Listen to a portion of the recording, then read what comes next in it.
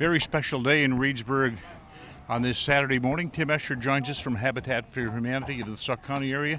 Tim, milestone, I guess, in Reedsburg, right? Yeah, it is. It's been a bit of a long time coming, but we're happy to get started. And of course, today we are at the official groundbreaking of the Habitat for Humanity home located on North Walnut. That's right, yes. It's not, well, you see we've already broken ground, but it's a ceremony to get it started. That's We have right. even concrete in the ground, so I Yep. guess we're going to stay here, right?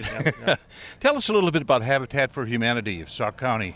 Sure. Actually, we're Sauk and Columbia counties. It's Habitat for Humanity of Columbia Sauk area. And we've been in existence since 2001.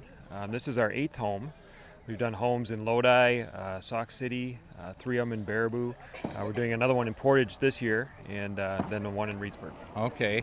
Tell us how the Habitat for Humanity has grown. Now, in Wisconsin, I know it's fairly new, but the southern part of the United States, Jimmy Carter was always part of a Habitat for Humanity building project. Yeah, it was started by Millard Fuller back in the late 60s, a project that he started. He was a lawyer who kind of made his fortune by age 30 and decided he didn't want to do that anymore and wanted to do something maybe a little more useful.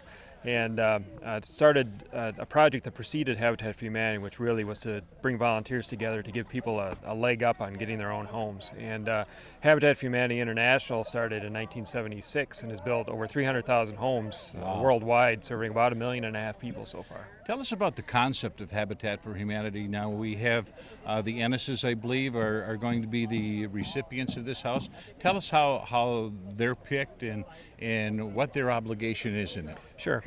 We have a family selection committee that takes applications from folks in the area. And we look for folks who, first of all, can afford a home. We don't want to provide a home for somebody who can't afford it in the end. But the way it works is they provide some sweat equity, which means they have to put work into the home in addition to the volunteers.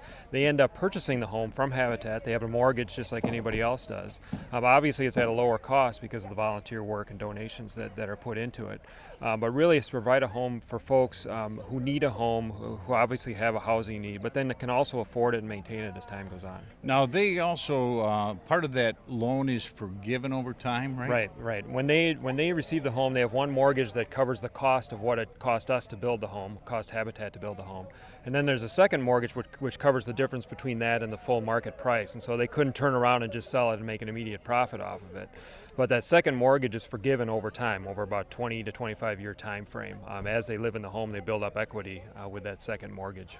Now, tell us about the principals that are involved here in Reedsburg with the project. I know Scott Breckley and Bill Klang and Dave Heiser and a few of the other people are involved with it. Tell us kind of about the committee that's building the Reedsburg home. Sure. We have a board of directors that covers the whole area, the Columbia and Sauk area, and kind of oversees the different projects that we have. And then in each of the communities, we have subcommittees that kind of handle the individual builds themselves. And so we have people within Reedsburg who are organizing the volunteers. Dick Stransky's organizing the volunteer crews. Dave Heiser is our project manager, and so he's overseeing the build itself. Scott Breckley is helping with the PR and the fundraising and sort of that activity. And so even though we have a board of directors that covers both large counties, we try and keep individual committees within the communities that understand the community and have the contacts in the area. So we got a local committee, we got kind of a Sauk and Columbia County committee, so they're all working kind of together, and we've got all kinds of churches working together. Yeah, we work every Saturday at least, and I think for this project we're also going to be working most Tuesdays and Thursdays as well. And each of those days we have people who just walk on and help. We have churches who send teams on particular Saturdays. Today I guess we have the football team here. Right, yeah, we'll get a picture of them in a little bit here. Yeah, and we like folks, if they're going to come to tell us ahead of time, I mentioned Dick Stransky, get a hold of Dick Stransky. He's on our website. And because we want to know who's going to be here so we make sure they're fed and we make sure we have enough jobs for everybody. And that is a committee also that's very important. As you said, the food committee, I know the people that are working during the day on Tuesdays and Thursdays are going to be fed by a group of people, and the people today more than likely are going to be fed by a group of people also. Right, we're getting a lot of support from local businesses that are providing meals on the Saturdays and the other work days, as well as some of the churches also provide meals for the volunteers. Okay. Well, we're going to let you go right now, and we're going to get the official hammers, all passing of the hammer, I guess they call it, Yep, right? that's right. Yep. Is this a tradition that happens with every Habitat for Well, we have a Humanity? groundbreaking every habitat, but since we've already broken ground and there's really nothing to shovel at this point, we figure we pass hammers this time. Well, Reedsburg's always got to be different, right? That's right. Tim Escher, the president of Habitat for Humanity for Sauk and Columbia County. Thank you, Tim.